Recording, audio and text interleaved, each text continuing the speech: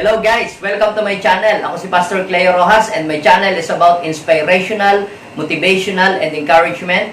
And if you want to become encouraged, inspired, and motivated daily, don't forget to subscribe to my YouTube channel.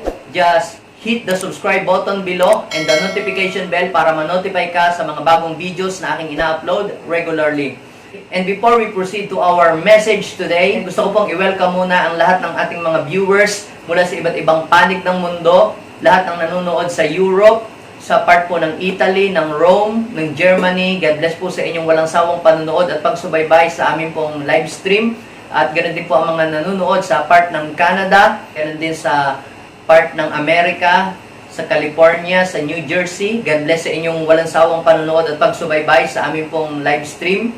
At ganoon din po, i-welcome po ang lahat ng mga nanonood sa Middle East, sa part ng Dubai, sa Sharjah, sa Jeddah, sa Abu Dhabi.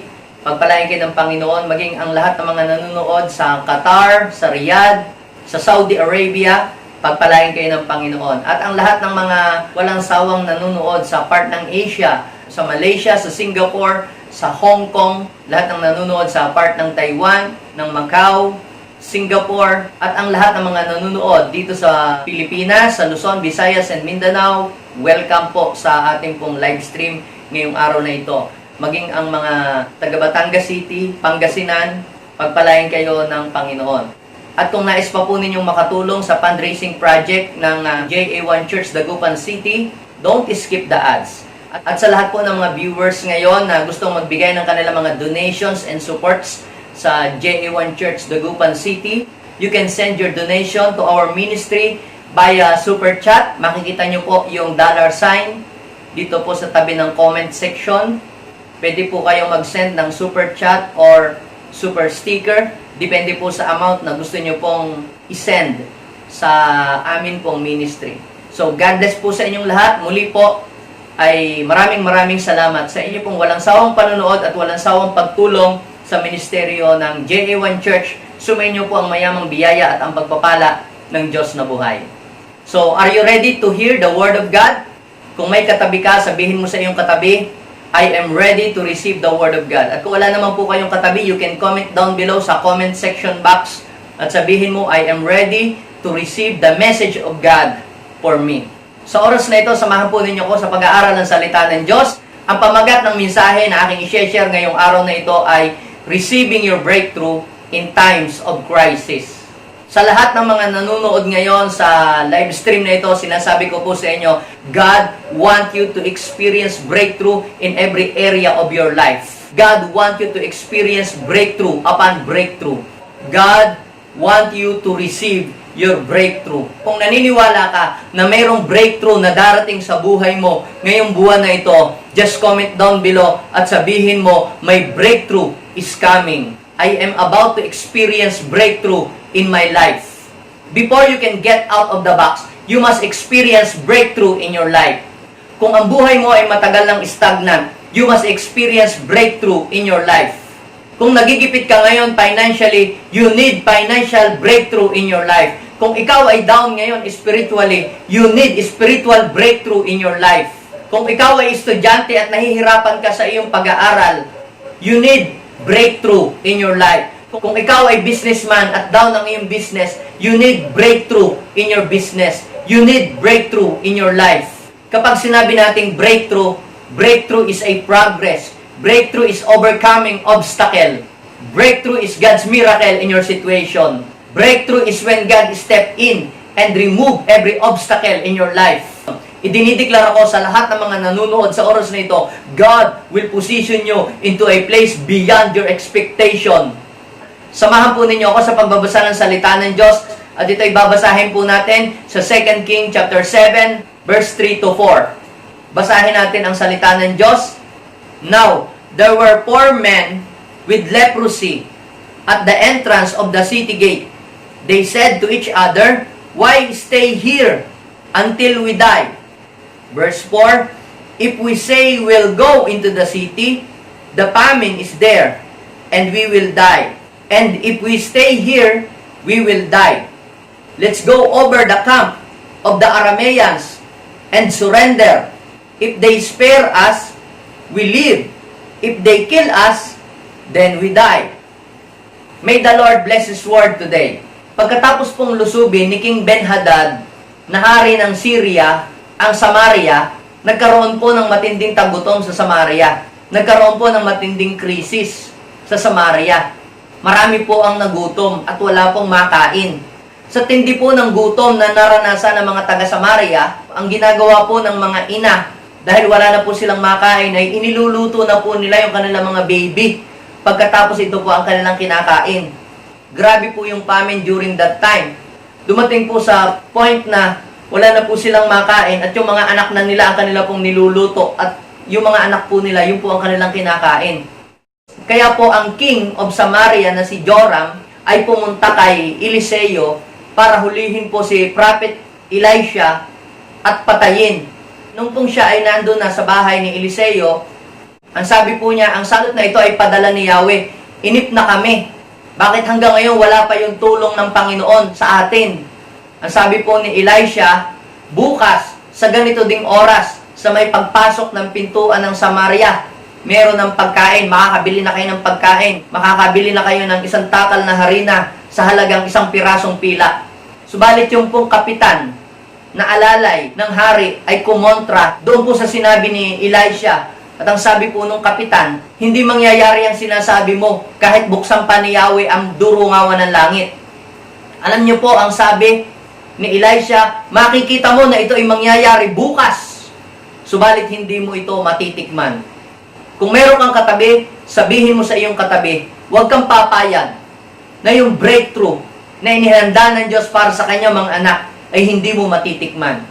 Huwag kang papayag na yung breakthrough na gagawin ng Diyos ngayong year 2020 ay hindi mo matitikman. Huwag kang papayag na mawawala ka dito sa mundong ito na hindi mo matitikman yung breakthrough na inihanda ng Diyos sa buhay mo. Kapag sinabi po nating breakthrough, it is God's miracle in your life.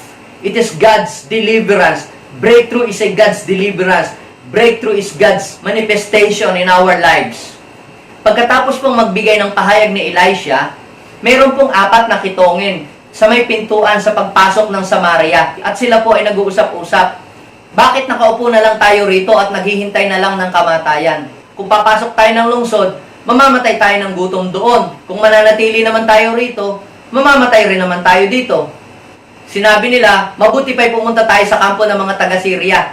Kung hindi nila tayo patayin, mabuti. Kung patayin nila tayo, matatapos na ang ating paghihirap. Now, pag-usapan natin, ano ang mensahe na ibig iparating sa atin ng Diyos sa kwento na ito.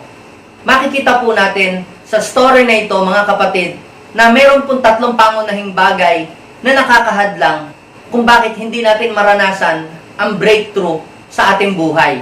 From this story, we can see that there are 3 major reasons why many people never experience their breakthrough. Number 1, reason why people never experience their breakthrough is laziness. Laziness is number 1 hindrance to our breakthrough. Laziness in prayer can hinder your breakthrough. If you are a student, laziness in studying can hinder your breakthrough. If you are a businessman, laziness in working out your business can hinder your breakthrough. Laziness can hinder breakthrough in your career.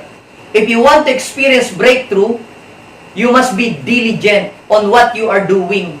If you want to experience breakthrough, you must overcome laziness in your life. You must be diligent in everything you do. Ang breakthrough ay hindi po ito dumadating ng kusa. Kinakailangan po nating ma-overcome yung laziness. Kinakailangan makawala tayo sa kahon ng katamaran upang maranasan natin yung breakthrough sa ating buhay. Kung nais mo ng breakthrough sa iyong buhay, you must be diligent and consistent on what you are doing. Number 2 reason why people never experience breakthrough in their lives is unbelief. Kapag ang isang tao po ay hindi naniniwala na ang buhay niya ay aangat at gaganda, hindi niya mararanasan yung breakthrough sa buhay niya. Kung ano ang pinaniniwalaan mo, yun ang magaganap sa buhay mo. Because you will receive what you believe. Unbelief can hinder your breakthrough. Kung mapapansin po natin, dun sa story na binasa natin kanina, yung kapitan ay kumontra sa salita ng Diyos na ipinahayag ni Elisha. Kung kaya't ang sabi ni Elisha sa kanya, makikita mo na ito ay mangyayari pero hindi mo matitikman. Marami pong mga tao na to see is to believe. If you are to see is to believe, that is unbelief. And if you have the spirit of unbelief, you will never experience breakthrough in your life. Hanggang tingin ka na lang, hanggang tanaw ka na lang. Kaya ang sabi ni Elisha doon sa kapitan ng hari, makikita mo na ito ay mangyayari pero hindi mo matitikman. Kumontra yung kapitan ng hari doon sa salita ng Diyos na ipinahayag ni Elisha. Nang sabihin ni Elisha, bukas sa ganito ding oras, meron ng mabibiling pagkain, isang takal na harina sa halagang 1 piraso ng pilak. Subalit kumontra po yung kapitan at sinabi niya, hindi magkakatotoo yan sinasabi mo kahit buksan pa ni Yahweh ang langit. Kumontra yung kapitan sa salita ng Diyos, and that is unbelief. Kaya ang sabi ni Elisha sa kanya, makikita mo na ito'y mangyayari bukas pero hindi mo matitikman. Yung po mga tao na mayroong spirit of unbelief, hanggang tanaw na lang sila, hanggang tingin na lang sila. Hindi nila mararanasan at hindi nila matitikman yung breakthrough na inihanda ng Diyos para sa mga taong nananampalataya. If you want to experience breakthrough in your life, you must destroy the spirit of unbelief in you. Huwag mong kontrahin ang salita ng Diyos. Paniwalaan mo ang salita ng Diyos because you will receive what you believe. Kung ano ang pinaniniwalaan mo, ito ang darating sa iyo. Kung ano ang pinaniniwalaan mo at pinanghahawakan mo, ito ang mangyayari sa iyo.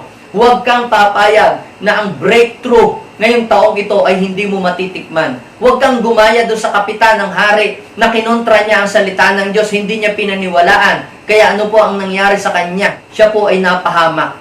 Kaya yung mga taong laging kumokontra sa salita ng Diyos, sila po ay napapahamak.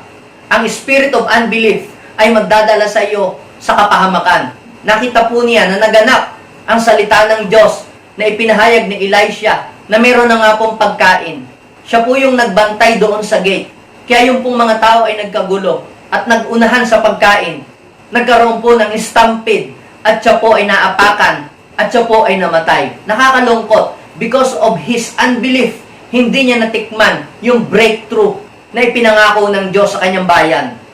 Number 3 reason why many people never experience breakthrough in their lives is fear. Takot. Kung puro takot ang naghahari sa iyong buhay, hindi mo mararanasan yung breakthrough sa buhay mo.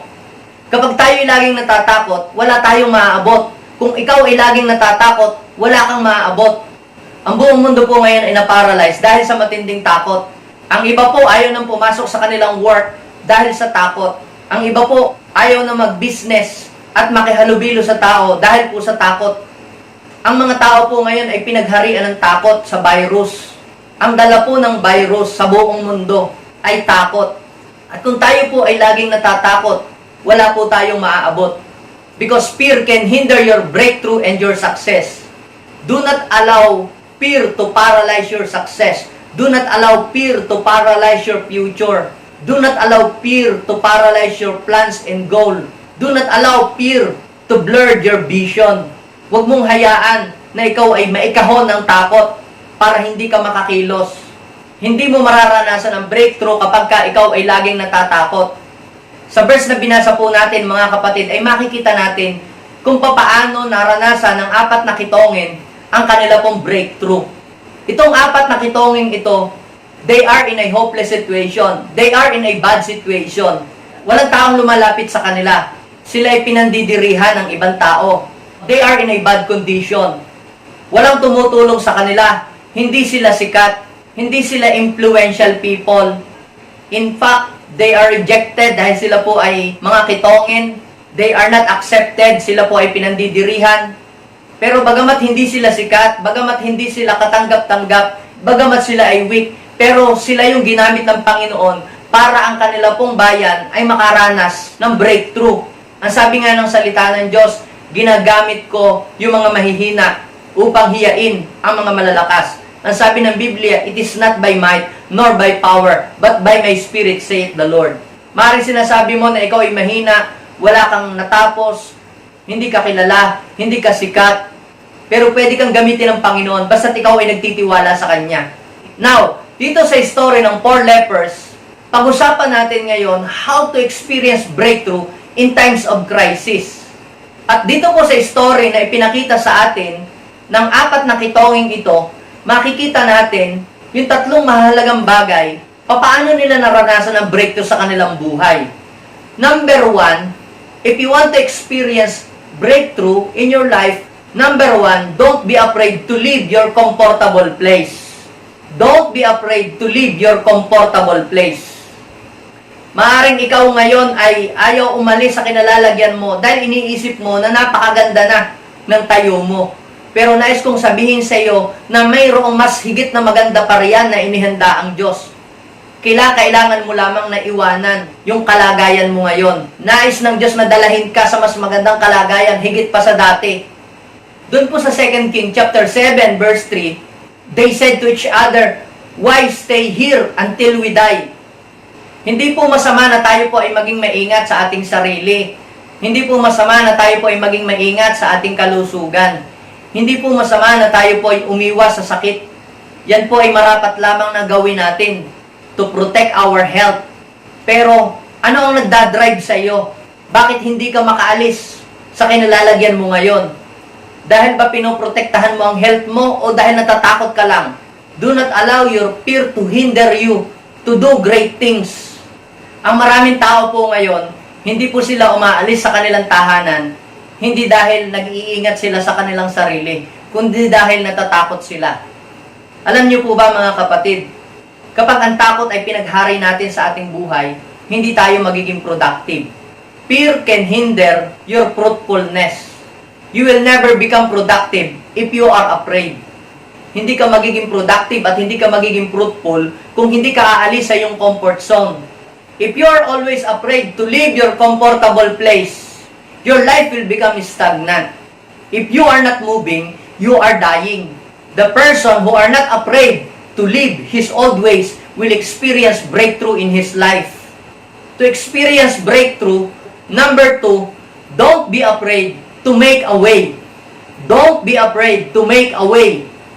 Kung gusto mo ng breakthrough sa iyong business, sa iyong career, sa iyong pag-aaral, kung gusto mo ng breakthrough sa iyong trabaho, sa iyong ministry, don't be afraid to make a way. Huwag kang matakot na umisip at gumawa ng makabagong paraan kung nais mo na maranasan ang breakthrough sa iyong buhay. Sabi sa 2 King chapter 7 verse 3 to 4, "Why stay here until we die? If we say we will go into the city, the famine is there and we will die. If we stay here, we will die." Kung titingnan natin, itong 4 na kitonging ito, kahit saan sila pumunta, patay.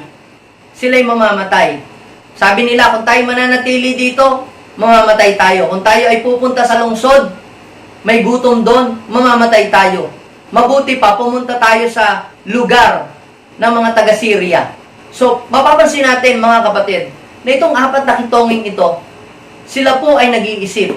Sila po ay umiisip ng paraan kung paano sila mabuhay. Hindi nila hinayaan na yung kanilang sitwasyon ay pigilan sila para hindi sila makagawa ng the best na paraan. Hindi nila hinayaan na yung kanilang sitwasyon ay mapigilan sila para hindi sila makaisip ng magandang paraan upang sila ay mabuhay. Hindi sila umasa na lamang sa kung ano yung ibibigay ng ibang tao sa kanila. Hindi sila natakot umisip ng paraan.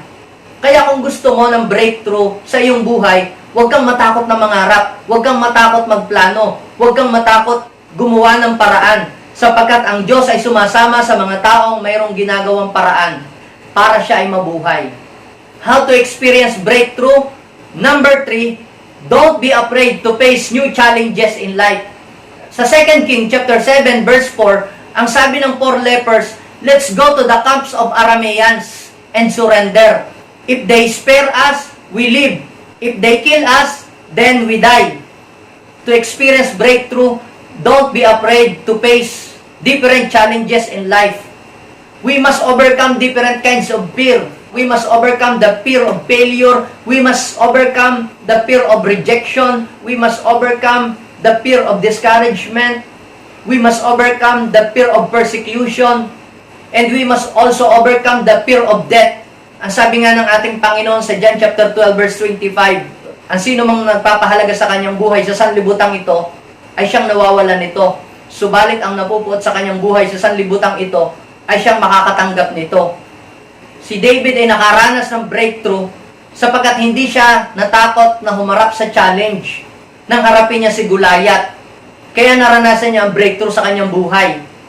David did not afraid to face new challenge in life. Yung pagharap kay Goliath ay isang bagong hamon para kay David. Dati noon, ang hinaharap lang niya ay mga leon, mga oso. First time lang niya na humarap sa higante. But David did not afraid to face new challenge. At dahil si David ay hindi natakot, naranasan niya ang breakthrough. Bagamat hindi naniniwala si King Saul, bagamat hindi bilib sa kanya ang kanyang mga kapatid. Pero si David ay hindi natakot humarap sa challenge sapagkat nananampalataya siya sa Diyos na kaya siyang tulungan ng Panginoon. Kung bakit hindi naranasan ng bansang Israel ang breakthrough dahil sila po ay natakot. Subalit si David ay hindi natakot humarap kay Goliath, kaya siya po yung nakaranas ng malaking breakthrough sa kanyang buhay. Ang breakthrough ay para sa mga taong hindi natatakot humarap sa mga challenges ng buhay. Si Pedro ay nakaranas ng breakthrough sa pangingisda nang hindi siya matakot na ihagis muli ang lambat sa dagat para siya ay makahuli ayon sa utos ng ating Panginoong Hesus. Si Pedro ay nakaranas ng breakthrough dahil hindi siya natakot lumakad sa tubig. Bagamat ang kanyang mga kasama ay natatakot lumakad, pero si Pedro ay hindi natakot humarap sa panibagong challenge. Siya ay umalis sa bangka at nagsimulang lumakad sa tubig. Ang mga taong hindi natatakot humarap sa challenge ay makakaranas ng breakthrough sa kanyang buhay. Si Abraham ay nakaranas ng breakthrough sapagkat hindi siya natakot na humarap sa panibagong challenge ng buhay. Nang sabihin ng Panginoon sa kanya na iwanan mo ang iyong ama at ina at pumunta ka sa lugar na ituturo ko sa iyo. Abraham did not afraid to leave his comfort zone and face new challenge in his life. Si Abraham ay hindi natakot na humarap sa panibagong hamon ng buhay. Kung kaya't naranasan niya ang breakthrough, siya ay pinasagana ng Panginoon. Kaya kung ikaw ay hindi natatakot humarap sa challenge, congratulations, mararanasan mo ang breakthrough sa buhay mo. The people who are not afraid to face new challenges, they are risk taker. They are not afraid to try new things. They are willing to pay the price for their breakthrough. If you want to experience breakthrough in your life, you must be willing to pay the price. If you want to experience breakthrough, you must overcome laziness by being diligent. You must overcome the spirit of unbelief by believing on what God can do in your life.